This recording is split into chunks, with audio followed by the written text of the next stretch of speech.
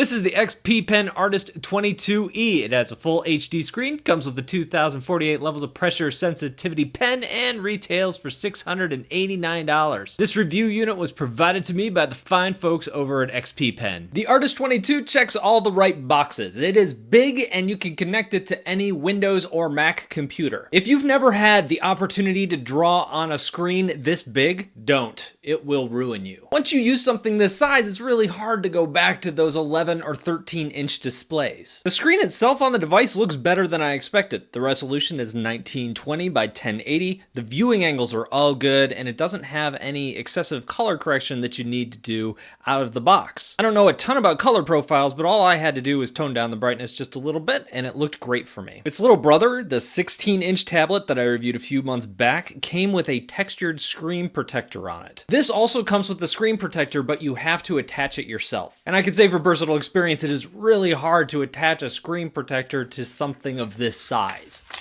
Believe me. The tablet itself also has shortcut buttons. When I have a monitor of this size, it sucks up a lot of desk space. That pushes my keyboard way off to the side, so being able to map shortcuts to the tablet itself, to these hotkeys, makes it so much easier to use. One of the pluses of having something that big is that you can also use it as a monitor when you're not using it as a drawing tablet. With the smaller ones that I've reviewed before, I find myself unplugging them when I'm not using them, and then I plug in my other monitor, which was a larger monitor to use for all of my other work. With this one, I could just prop it up, use it as my monitor, works really well that way. The stand is similar to the one that came with the 16. Fully adjustable, has a nice locking mechanism on it. It's a little bit bulky, takes up a good amount of space, but the upside is it's not gonna wobble, shake, or slide down on you. It is solid. The build quality of the monitor itself was about what I expected. It wasn't great, it wasn't premium, but it didn't feel cheap either. It really kind of hit that middle note. They knew which corners they wanted to cut. I didn't really notice the screen getting hot while I was using it, while I was drawing. That's a thing that often happens with some of these more inexpensive drawing tablets. And it comes with a lot of stuff. 2 pens, a pen holder with extra nibs, a cool drawing glove,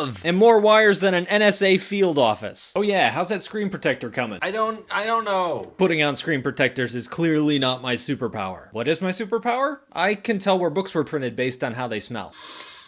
Virginia. And yeah, I was surprised at how many crimes that solves. Pen test. The pen did okay. Not great, but okay. There were a couple things that really stood out to me. The first was that the initial activation levels are tight on both the Mac and PC. So you have to apply a fair amount of pressure before a line starts to appear on the screen. Light sketchers are definitely going to notice that. You can adjust the pressure in the settings, but you can only make the pressure levels higher or tighter. You can't make them any lower. So you can't make your touch any lighter than it already is by default. I did notice that the activation levels were a little bit better on Windows than they are on the Mac, but they're still a little tight there as well. The next thing is that the pressure seems to go from light to high pretty quickly. It can be a little tough at times to hold a medium pressure curve if you're using a really wide variable brush. On the lighter side it's fine, on the heavier side it's fine, but it's that middle ground where it goes from light to heavy rather quickly. I also noticed that on middle range strokes, the pressure being touchy caused some like shoestringing effects on fast wide strokes. On some of the lighter strokes, I didn't notice it nearly as much. Lastly, this is a battery powered pen. It comes with the USB cord so you can recharge it. And like most battery powered pens, there is some jitter to your strokes. On really clean pen lines, I definitely noticed it. Like my little frog drawing here. With other brushes, I can't see the wobble at all. What's odd is I didn't pick up any wobble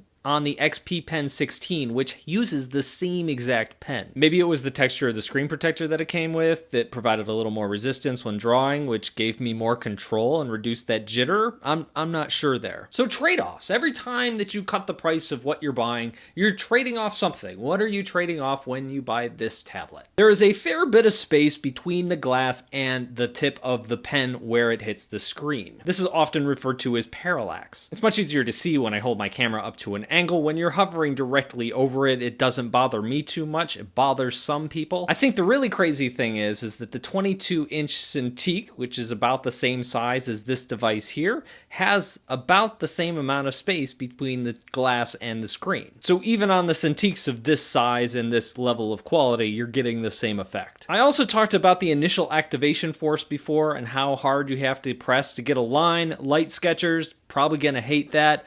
A lot of folks, myself included, included didn't really bother me too much. And of course, the pen wobble that I just referenced as well. The high-end Cintiq products come with an etched glass screen, so that gives you a little bit of texture, a little bit of tooth, so while you're drawing with the pen, it gives you a little bit more control. Also, an etched glass screen isn't going to wear as thin as much as a plastic matte screen protector that you might put on your screen. Final verdict, this is a very good product. Obviously, there are some trade-offs, but when you're looking at the price of these devices, if you look at the 22-inch Cintiq, it starts at $1,800. That is about 3 times more than the cost of this device here. Obviously, that is a huge price jump. I think for most people, unless you're doing really delicate line work or something like that, are going to be absolutely fine with a device like this. And being able to get it for a third of the price totally makes it worth it. If you found this review helpful, I would appreciate a like. That's going to help other people find this. Of course, you can also support this channel over on Patreon, or you can click on one of the Amazon links down below. I get a little bit back, it helps support this channel. Also, there is a 5% discount code down below in the description that XP Pen provided to you guys. That's good through the end of this month, which is July of 2017. That's all I've got for now. If you have any comments or questions, let me know down below. You can always hit me up on Twitter. That's all I've got. I will see you guys in a couple of days.